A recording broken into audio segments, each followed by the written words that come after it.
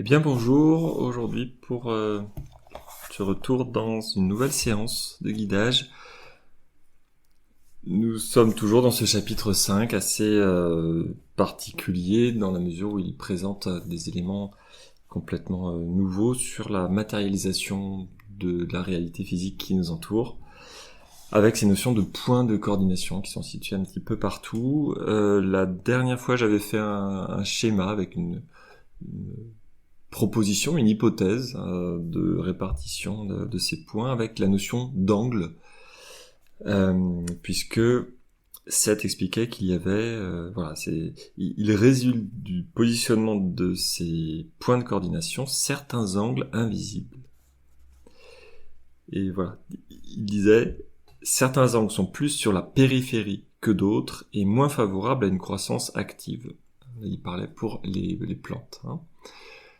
Donc en fonction de l'emplacement des plantes, voilà, les plantes poussent plus facilement à tel ou tel endroit. Donc voilà, pour introduire la séance aujourd'hui, et peut-être pour résumer du coup un petit peu aussi ce qu'on a vu la dernière fois, Seth propose le fait qu'il y ait réparti partout des points, et à partir de ces points, ou en tout cas ces points, parce que voilà, là c'est vraiment une interprétation personnelle, ces points en tout cas seraient situés de telle manière qu'il y ait des angles particuliers à partir de ces points qui soient plus favorables ou d'autres à la matérialisation, à la création de la matière physique, et donc la vitalité, la santé, y sont plus favorables, plus présentes. Qu'est-ce qu'il disait la santé et la vitalité s'en trouvent renforcées. Et donc d'autres endroits où c'est plus neutre, ou en tout cas la matérialisation se fait un petit peu moins bien. Bon. Donc on voit comme ça qu'il y a quand même une répartition, j'allais dire un réseau, mais comme on ne sait pas exactement si c'est régulier, moi de ce que je comprends ça m'a pas l'air régulier, un réseau en tout cas, donc non justement pas un réseau, une répartition, on va dire, de zones plus ou moins favorables à la création. Hein. C'est pas favorable effectivement uniquement à la vie, c'est-à-dire juste le bon côté, mais toute chose que l'on souhaite matérialiser arrive plus facilement dans la matière, donc se manifeste plus facilement à certains endroits. Ça c'était vraiment ce qu'on a vu la dernière fois. Et on avait terminé sur cette phrase où Seth disait « Pour parler de ces angles, nous faisons comme s'ils étaient tridimensionnels, alors qu'ils sont évidemment multidimensionnels. » Pour bien comprendre que nous sommes toujours dans une réalité multidimensionnelle, que ces points appartiennent à différentes réalités, c'est aussi ce qu'on avait vu, ils font un lien entre les différents univers, ou formes de réalité, je crois que le terme parle mieux dans ce sens-là, et que donc la nature de ces points est multiple. Et on enchaîne donc dans cette séance.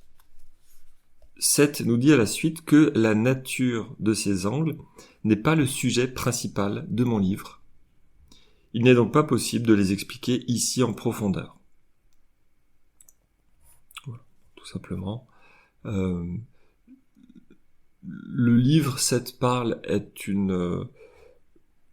c'est plus qu'une présentation, mais c'est quand même, on va dire quand même, c'est une présentation de la globalité de ce que Seth voulait nous expliquer sur la réalité physique.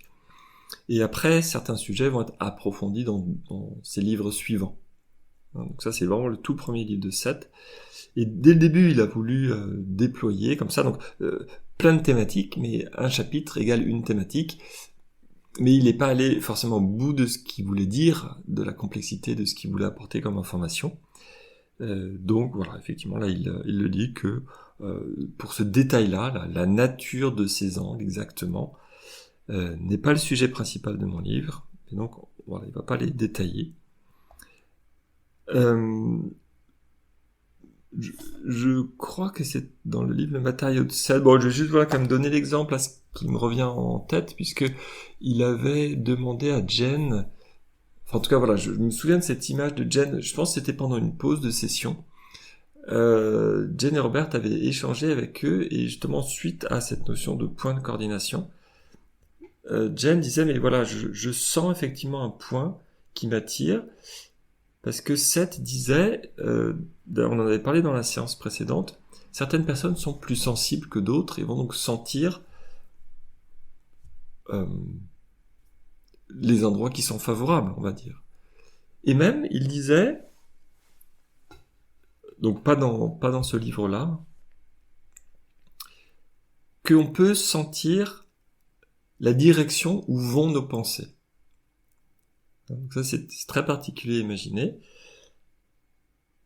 La conscience qui émane de nous, en fait, va être attirée, toutes nos idées, nos émotions, tout ce qui vient de nous, va être attiré vers ces points de coordination, car ce sont ces points qui vont récupérer l'information pour ensuite la créer, la matérialiser.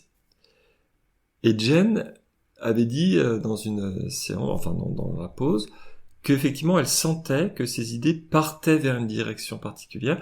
Elle avait donné un angle comme ça, je crois qu'elle indiquait donc avec ses mains en disant voilà, c'est situé entre tel angle, et je vois dans tel angle de la pièce. Il me semble que Seth avait confirmé après, effectivement, voilà, il y a un point de coordonnées, donc subordonné, les petits points qui sont répartis un peu partout, qui est situé effectivement dans tel endroit dans votre pièce. Et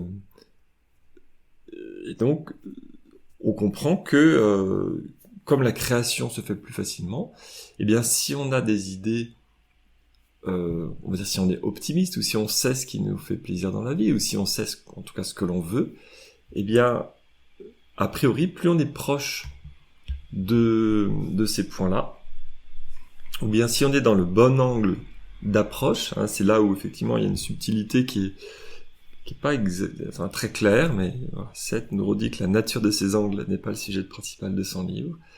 Mais en tout cas, si on est situé au bon endroit, on va dire, eh bien, tout ce que l'on souhaite se concrétise plus facilement. Donc, des personnes très sensibles comme Jen ont cette capacité de sentir. Donc là, voilà, je redis, de sentir où vont nos pensées.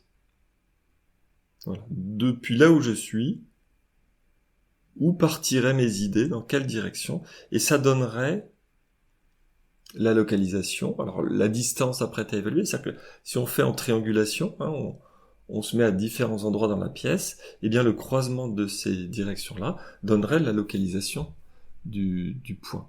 Donc c'est un petit peu le schéma inverse de ce que j'ai fait. Moi j'imaginais qu'il y avait des sortes de cônes qui partent de ces points de coordination et qui s'éloignent, ou sinon des directions uniquement, mais peu importe.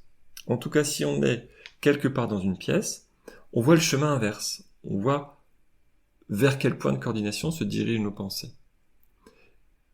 S'il y a plusieurs points de coordination, je ne sais pas, oui, peut-être on ressent différentes directions, mais en tout cas, encore une fois, en se déplaçant, on peut se dire, voilà, si je suis là, il part par là, si je me déplace un peu, il part par là, au croisement de ces deux lignes, il y a logiquement le point de coordination, et on peut voir également la hauteur de ce point.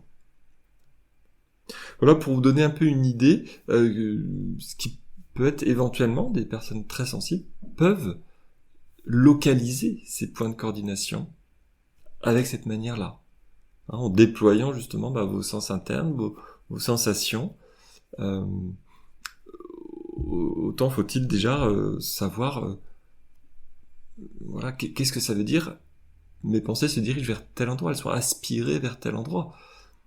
Comment vous le ressentez, vous, de votre manière, comment vous le vivez. Alors, donc toujours par rapport à ces points, Seth dit que, alors c'est peut-être dans les angles, là, voilà. Ils, au pluriel, ils peuvent donner l'impression d'être plus puissants à certains moments qu'à d'autres, mais ces différences ne sont liées ni à la nature des points de coordonnées, ni à celle du temps. Donc, simplement de retenir que ces points de coordination, en tout cas, alors les angles, là je crois qu'il parle des angles, c'est ça, la nature de ces angles n'est pas le sujet de mon livre. Ils peuvent donner l'impression d'être plus puissants à certains moments qu'à d'autres, mais ces différences ne sont liées ni à la nature des points, ni à celle du temps, puisque retenez qu'il y a 3 points, 3 natures en tout cas de points différents. Alors, moi ce que je comprends, c'est qu'il y a 2 grandes natures. Il y a les points principaux qui sont a priori plus élevés en énergie, les points subordonnés qui sont répartis un peu partout, donc les points principaux il y en a moins, mais ils sont plus importants, et parmi ces points principaux, il y en aurait 4 absolus, localisés à des endroits vraiment particuliers, et qui seraient les plus forts. Moi, c'est un peu comme ça que je comprends ce gradient en 3 niveaux. Donc là, on parle des angles. La nature de ces angles, ils peuvent... Alors, les ressentis peut-être des points par rapport à ces angles peuvent être ressentis plus fortement, peuvent donner l'impression d'être plus puissants à certains moments qu'à d'autres, donc ils peuvent être mieux ressentis à certains moments, mais sans que ce soit lié donc à la nature de ces points de coordination, subordonnés, absolus, ou enfin principaux en tout cas, ni à celle du temps, donc ça veut dire que ça varie pas forcément dans le temps. Donc là, voilà, encore une fois, comme nous on perçoit le monde physique avec cette notion de temps, si c'est pas lié au temps, je sais pas exactement comment l'expliquer en tout cas aujourd'hui. Et il conclut ce paragraphe en disant que d'autres éléments influent sur eux qu'il n'est pas nécessaire d'aborder pour l'instant. On enchaîne, donc le paragraphe suivant, ces points d'énergie concentrés, donc des points d'énergie concentrés, sont activés par des intensités affectives qui sont tout à fait à votre échelle. Et là, on continue à rentrer dans le sujet qui nous concerne au quotidien. Pourquoi Seth nous parle de ces points de coordination ? Parce que c'est la manière dont nos idées deviennent tout ce qui nous entoure, deviennent tous les événements que nous vivons, deviennent toute chose, toute la réalité physique. Donc ces différents points d'énergie répartis partout, donc ce sont des points d'énergie concentrés. Il avait dit déjà la fois dernière que c'est une énergie latente, elle ne peut pas être activée de manière physique. Mais là on voit que ces points d'énergie sont activés par des intensités affectives qui sont tout à fait à votre échelle. Donc nous avons la capacité de générer une émotion, une idée, avec une intensité affective suffisante pour déclencher ces points d'énergie. Il dit d'ailleurs dans la phrase suivante, vos émotions et vos sentiments eux-mêmes les activent, que vous le sachiez ou non. Il n'est pas nécessaire de savoir comment fonctionne la réalité physique pour que la réalité physique fonctionne. C'est d'ailleurs pour cela que on peut partir sur de fausses hypothèses pour comprendre la réalité physique. Vos émotions et vos sentiments eux-mêmes activent ces points de coordonnées, que vous le sachiez ou non. Et il enchaîne en disant que ces coordonnées apportent alors une énergie supplémentaire à la pensée ou à l'émotion d'origine. On peut imaginer qu'il y a effectivement, lui parle d'intensité, et là il va beaucoup expliquer cette notion d'intensité, on en a déjà parlé. C'est le niveau d'intensité, soit réparti dans le temps, c'est-à-dire qu'un niveau d'intensité faible, mais qu'on laisse longtemps, puisque le temps n'existe pas finalement. C'est comme un pic d'énergie, mais qui va être étalé, pour que nous le comprenions. Le temps existe pour que nous le comprenions, donc ça donne une répartition comme ça. Donc, par exemple, de penser régulièrement à quelque chose, ou de garder une émotion particulière pour quelqu'un régulièrement, de rester dans une idée, en cumulant ces petites intensités, on arrive à un moment donné à une intensité suffisante qui va activer ces points de coordination et qui va faire que ça va se matérialiser. Donc, autrement dit, que ça va prendre la forme d'un événement qui arrive dans notre vie. Soit on croit au hasard et on dit « Ah bah tiens, je pensais à ça, il y a ça qui arrive ». Soit on ne croit plus au hasard et on se dit « Eh bien, le fait d'avoir lancé cette émotion, cette idée particulière, eh bien, ça prend la forme de quelque chose de concret, de banal dans notre vie de tous les jours. C'est un peu le décalage. On a l'impression qu'il y a quelque chose de très magique, mais qu'il l'est. Mais la forme que prend les événements extraordinaires de la vie de tous les jours, on peut toujours les voir dans c'est du hasard, ou bien c'est arrivé, voilà, en tout cas, ça qui est arrivé. Ou bien on peut se dire, mais c'est tellement extraordinaire, c'est tellement improbable. Ce qu'on appelle les synchronicités, c'est le mot mathématique, quelque part, pour parler de ça. Deux éléments arrivent en même temps, chaque élément ayant une probabilité très faible, la probabilité que les deux arrivent en même temps devient improbable. Si on calcule la probabilité mathématiquement, on se rend compte que la probabilité que ça arrive est extrêmement faible. Mais l'événement est quand même arrivé. Donc cette notion de synchronicité, c'est ça, c'est-à-dire se dire, par exemple, voilà, je pense à quelqu'un, il m'appelle à ce moment-là, alors que ça fait 3 ans, 10 ans, j'ai jamais pensé à lui. Est-ce que c'est parce qu'on était en train de penser l'un à l'autre, qu'on a créé une sorte de télépathie, qui fait que, effectivement, un des deux a passé le pas, ou au moment où l'autre a dit, voilà, je l'appelle, il était tellement dans sa concentration, je passe mon coup de fil, je suis en train de chercher le numéro de téléphone, et puis j'appuie, et je décroche. Cette intensité-là est suffisante pour que l'autre personne l'entende, le perçoive. Et donc il se dit, tiens, pourquoi je pense à lui? Et le téléphone sonne, c'est bien la personne. Je donne un exemple parmi plein d'autres, mais pour moi, c'est exactement la suite logique de ce que Seth explique avec cette intensité émotionnelle des idées. Et là, il explique encore plus que ça prend forme avec ces points de coordination. Ces émotions et ces sentiments, donc, activent et les points de coordonnées utilisent l'énergie, c'est-à-dire qu'il y a une énergie latente, qu'on a dit. Donc, c'est comme si, je crois en physique, si je dis pas de bêtises, les condensateurs, c'est des petits appareils, on s'en sert par exemple pour comment ça s'appelle, les boutons poussoirs là, qui s'arrêtent au bout d'un certain temps. Les condensateurs, si je me souviens bien, c'est un petit appareil qui va se charger, c'est une micro-batterie, on va dire. Donc qui est branché sur un courant, qui se charge doucement. Et par exemple, pour les boutons poussoirs, si on appuie sur le bouton, ça vide le condensateur d'un coup. La lumière s'allume. Donc ça peut être des phénomènes inverses après, juste ça déclenche quelque chose. Donc on appuie, ça vide le condensateur, la lumière s'allume, et le temps que le condensateur se remplisse, alors on peut rajouter un réglage on peut tourner, ça peut rajouter de la résistance, donc ça recharge moins vite par exemple. Quand le condensateur est plein, ça va couper le circuit électrique et ça éteint la lumière. Et bien, dans ce condensateur, il y a du coup une énergie qui est présente tout le temps, et le fait d'appuyer sur le bouton libère cette énergie. Alors là, c'est amusant parce que ça fait un peu l'effet inverse, de libérer l'énergie, ça va, ça libère l'énergie, ça déclenche, ça allume la lumière générale, par exemple. C'est 2 circuits différents. Un circuit est la commande d'un autre circuit plus grand. Donc, si quelque chose s'éteint, ça peut ouvrir ou alimenter un autre circuit. Ça, c'est pas du tout incompatible en électricité. Donc, c'est un petit peu cette image-là que j'aurais, de se dire que ces points de coordonnées en permanence, ils se chargent jusqu'à un niveau peut-être maximum. C'est là où il y a des différences entre les points subordonnés et les points principaux.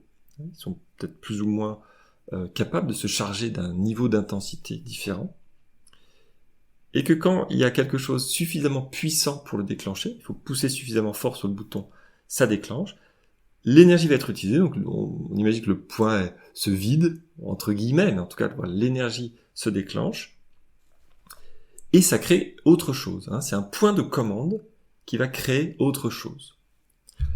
Cette autre chose, donc ça peut être ça, effectivement, donc c'est les points de coordonnées, là, apportent une énergie supplémentaire à la pensée ou à l'émotion d'origine, et du coup, la fin de la phrase de 7, et sa projection dans la matière physique s'en trouve accéléré d'autant. Ce n'est pas l'émotion elle-même qui suffit à créer la réalité, l'événement qui est lié à la pensée ou à l'émotion. Il y a ce déclencheur. Donc c'est vraiment comme un catalyseur. Un catalyseur en chimie, c'est un élément qui, alors normalement qui ne participe pas à la réaction. C'est-à-dire dans les formules chimiques, le catalyseur, les molécules, les atomes utilisés dans le catalyseur n'apparaissent pas dans la molécule. Enfin dans la formule chimique qu'on écrit. Tel produit plus tel produit va donner un autre produit ou plusieurs autres produits.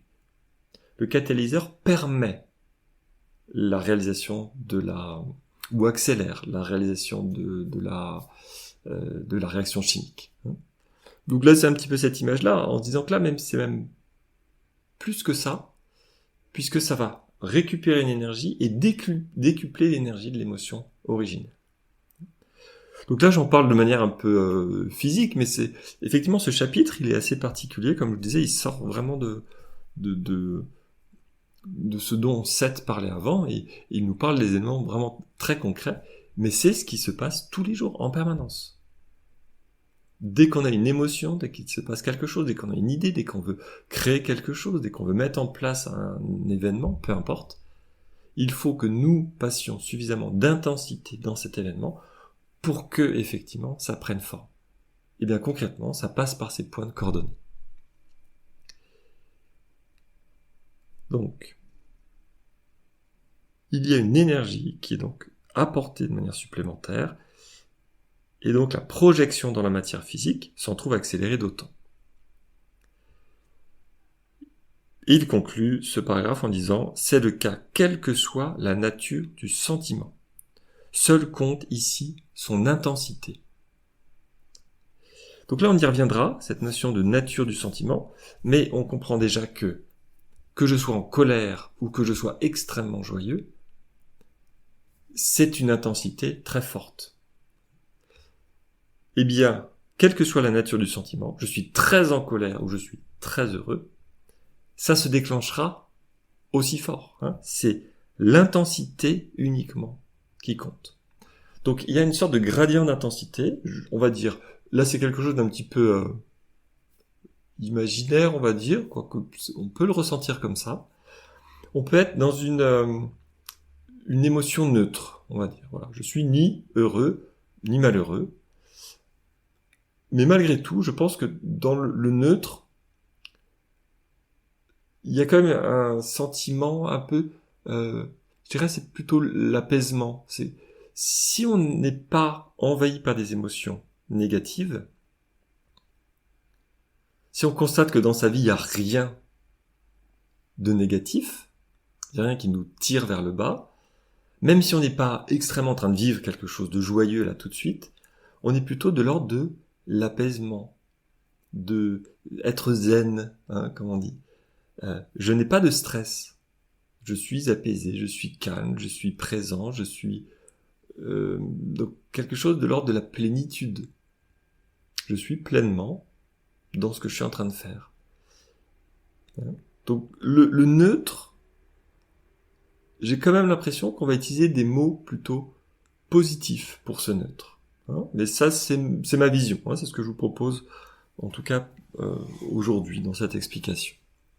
Les émotions qu'on peut ressentir, après, on va dire, elles partent soit vers un côté plutôt positif dans le sens où on va plutôt aller vers des émotions qu'on a envie d'installer dans notre vie, donc des choses qui nous poussent, qui nous donnent de l'énergie, qui nous tirent vers les hauts, qui sont liées à des événements qu'on a envie de vivre. Et ça peut être au début des choses très simples,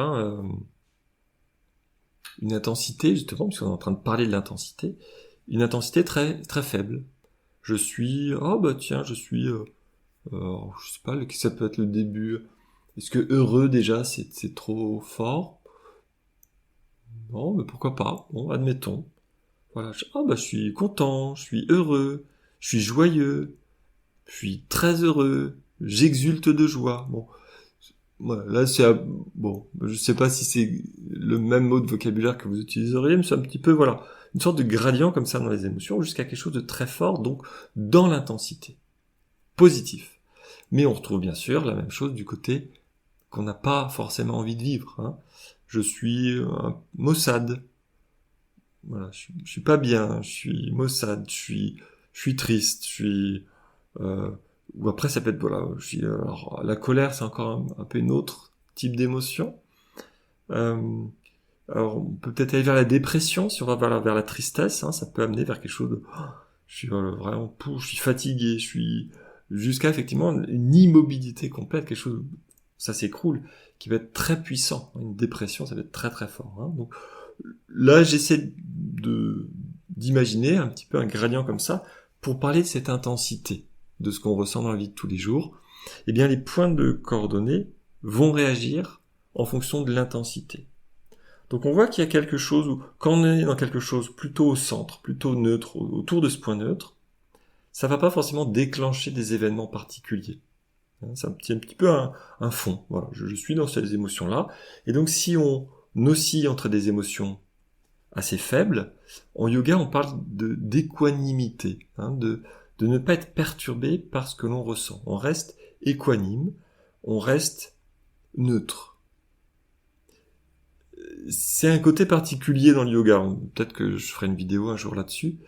Parce que ça veut dire que, à la fois, je ne suis pas touché par ce qui me tirerait vers des émotions négatives, mais y compris, je ne suis pas attiré non plus vers des émotions positives. C'est-à-dire que ça ne sert à rien de déployer quelque chose de l'ordre de la joie, parce qu'en général, c'est lié à des événements ponctuels.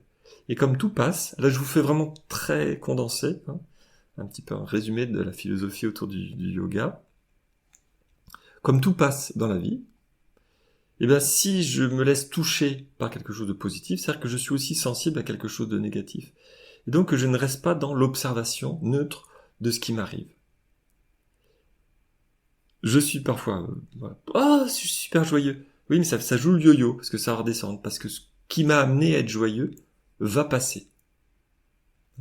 Et donc si on oscille, eh ben on oscille. Le yoga nous amènerait à ne plus osciller. Alors, ce serait un des objectifs du yoga, de rester quelque part indépendant des événements qui m'arrivent. Je referme la parenthèse par rapport au yoga, mais ça illustre en tout cas cette notion d'intensité et d'oscillation qu'on peut avoir. On peut imaginer que si on dépasse donc sur les deux côtés une certaine intensité, puisque ça utilise comme mot, eh bien c'est ça qui va déclencher des événements. En tout cas, ça va décupler ce qui nous arrive dans la vie. Ou déclencher. Je suis heureux, donc ça va déclencher des événements. D'où la question, mais je ne vais pas répondre aujourd'hui. Eh ben, si dans la vision du yoga, si le fait d'être heureux déclenche des événements heureux, pourquoi je ne reste pas dans le côté heureux? Mais voilà, c'est pas forcément le lieu, il faudra en discuter un peu plus longtemps. En tout cas, on dit un bonheur n'arrive jamais seul. Effectivement, si on déploie quelque chose dans la joie, eh ben ça a plus de chances de déployer encore d'autres événements joyeux. Quand on est amoureux, on voit la vie en rose. Tout nous paraît génial. Et puis même il pleut, c'est pas grave. Rien n'est grave. On a déployé une énergie positive telle que finalement, grâce à ces points de coordonnées, c'est comme ça que je l'expliquerai aujourd'hui, que je fais le lien, on reste dans une émotion positive, joyeuse, qui va déclencher des événements liés à cette intensité et liés à ce côté joyeux. Inversement, on comprend vite que si on tombe dans une dépression, il est compliqué d'en sortir, car l'intensité peut être suffisamment forte pour que ça enchaîne des événements tels qu'on les perçoit. Encore une fois, c'est la manière dont on perçoit les événements qui teintent les événements. Les événements eux-mêmes sont neutres. Ils sont ni joyeux ni négatifs. C'est comment nous on les perçoit. Et quelqu'un en dépression, il voit tout en noir. Il reste enfermé, il broie du noir, il reste enfermé, il s'auto-alimente. Dès qu'il y a un rayon de soleil, il va dire oui mais ça va pas durer. Donc il continue à voir ce qui peut être négatif. Il cherche le négatif en toute chose. Et dès qu'il pleut, voilà, ça le conforte dans l'idée que la vie est triste. Voilà, je schématise un petit peu, mais ça vous donne une idée de cette notion d'intensité sur ce gradient des émotions, en tout cas. Et je relis ça donc à ce que Seth vient d'expliquer. C'est le cas Donc voilà, l'énergie et la projection se retrouvent accélérées d'autant, c'est le cas quelle que soit la nature du sentiment, seul compte ici son intensité. Paragraphe suivant, il enchaîne en disant, en d'autres termes, ces points sont d'invisibles générateurs d'énergie. Donc on a vu qu'ils doivent être déclenchés, mais ils génèrent une énergie eux-mêmes donc on a appuyé suffisamment fort sur le bouton, dès qu'on a déclenché l'intensité suffisante, ça décuple. Mais ça peut être x10, x100, x1000. Comme le bouton poussoir, un micro-courant, parce que ça peut être quelques millivolts, un micro-courant peut déclencher du 220 volts. Ou de la très haute tension. Il faut séparer le bouton de commande et l'action qui est réalisée derrière. Vraiment deux éléments qui peuvent être d'intensité très différents. En d'autres termes, ces points sont d'invisibles générateurs d'énergie et sont activés à chaque fois qu'une pensée ou une émotion d'intensité suffisante entre en contact avec eux. Donc par rapport à l'image que je donnais tout à l'heure du bouton poussoir, là c'est pas exactement le cas parce qu'ils sont tout le temps chargés. Il faut pas attendre qu'ils se rechargent avant de déclencher une nouvelle, de pouvoir régénérer de l'énergie. Ils sont en permanence capables de multiplier, voilà, c'est ça. En fait, ce sont des démultiplicateurs de l'énergie initiale qui est donnée, mais encore une fois, quand on a atteint un certain palier. Ils sont activés à chaque fois qu'une pensée ou une émotion d'intensité suffisante entre en contact avec eux. Les points de coordination intensifient tout ce qui les active de façon parfaitement neutre. Les points sont neutres. Seule la nature de l'émotion initiale est préservée et teinte ce qui va se manifester. Donc, voilà, là je pense qu'on arrive à un moment donné où Seth a suffisamment présenté au début, donc il se répète un petit peu. Je vais donc avancer peut-être un petit peu dans les événements. J'ai l'impression que le principe maintenant est donné, et donc il va juste clarifier en rajoutant quelques petits points. Il va justement expliquer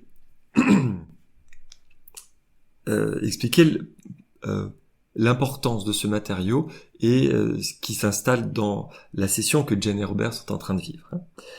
Seth va préciser que nous sommes assez lents sur ce matériau car il est nouveau et surtout parce que je souhaite qu'il soit traduit en des termes aussi précis que possible.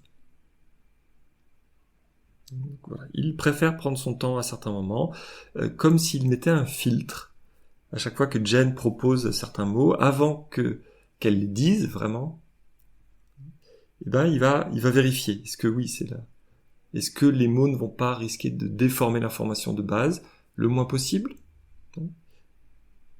Donc il prend son temps. Et là, une petite phrase aussi qui me semble très intéressante, c'est la fin de la phrase, point virgule. Et comme Robert, donc le nom de Jen, comme Robert n'a pas de formation scientifique, je dois faire preuve d'ingéniosité. Juste pour vous rappeler que Seth ne peut que utiliser les notions, les mots de vocabulaire que Jen connaît. Et donc, voilà, c'est comme s'il avait un alphabet devant lui, et il doit composer uniquement avec l'alphabet qu'il a. Alors, pas l'alphabet du coup, les mots de vocabulaire. Il a un certain dictionnaire, mais il n'a pas toutes les pages du dictionnaire. Donc il doit s'exprimer, donc il cherche dans le dictionnaire, voilà, je vais utiliser tel mot, il y est pas, donc un autre synonyme, il y est pas non plus, etc. Pour pouvoir formuler, écrire son livre, lui ayant les idées, les concepts au départ, il faut que ça sorte dans la bouche de Jen avec des mots que elle comprend, connaît en tout cas.